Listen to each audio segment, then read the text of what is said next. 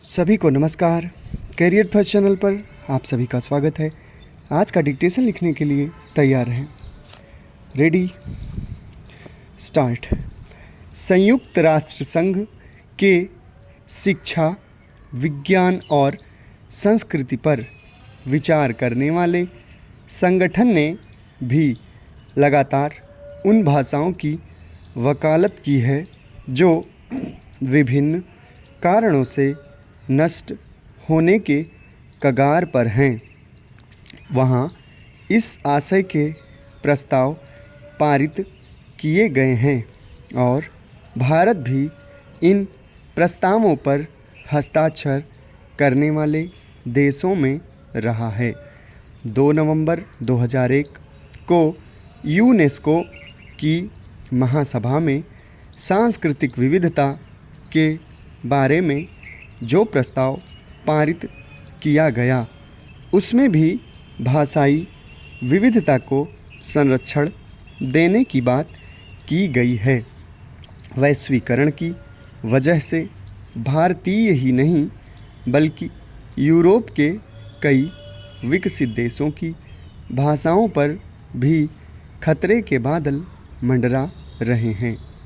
इसी वजह से सांस्कृतिक विविधता पर विचार करते वक्त यह भी कहा गया है कि साइबर स्पेस में भी अनेक भाषाओं को बढ़ावा दिया जाना चाहिए। साथ ही कुछ ऐसी व्यवस्था भी होनी चाहिए जिससे कि लोगों को विभिन्न भाषाओं में सूचनाएं प्राप्त हो सकें। भारतीय भाषाओं के बारे में सरकार को भी ऐसी ही नीति अपनानी चाहिए, तभी उनका विकास हो सकता है।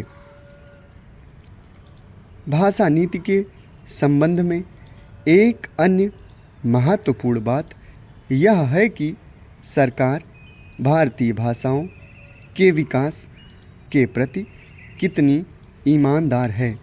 इस प्रश्न पर विचार करने पर उत्तर हमेशा नकारात्मक ही मिलेगा। कारण स्पष्ट है। सरकार ने भारतीय भाषाओं के बजाय अंग्रेजी भाषा को अधिक महत्व दिया है।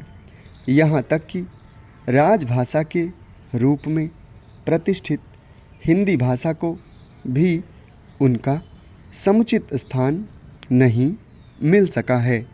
इसकी शुरुआत संविधान लागू होने के समय से ही हो गई, जब अंग्रेजी को हिंदी की जगह प्रयोग करने की छूट 15 वर्ष तक दे दी गई।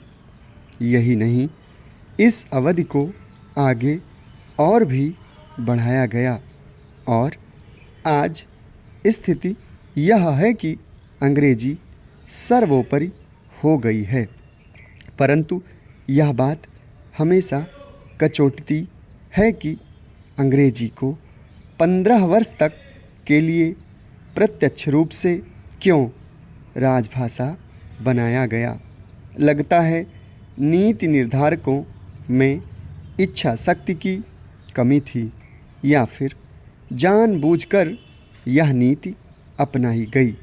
साम्राज्यवाद की समाप्ति के बाद सभी आज़ाद देशों ने अपनी अपनी भाषाओं को राजभाषा बनाया, परंतु भारत में गुलामी के इस अवशेष को बचाए रखा गया।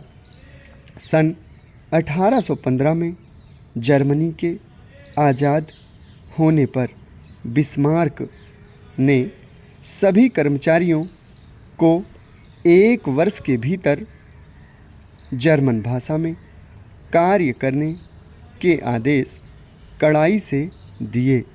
1 वर्ष में ही जर्मन राजभाषा बन गई। 1917 में रूसी क्रांति के बाद रूस में जर्मन भाषा को हटाकर रूसी भाषा को प्रतिष्ठित कर दिया गया। यही नहीं, इजराइल ने अपनी आज़ादी के बाद लगभग मृतप्राय अपनी भाषा हिब्रू को राजभाषा के रूप में प्रतिष्ठित किया। समाप्त। धन्यवाद।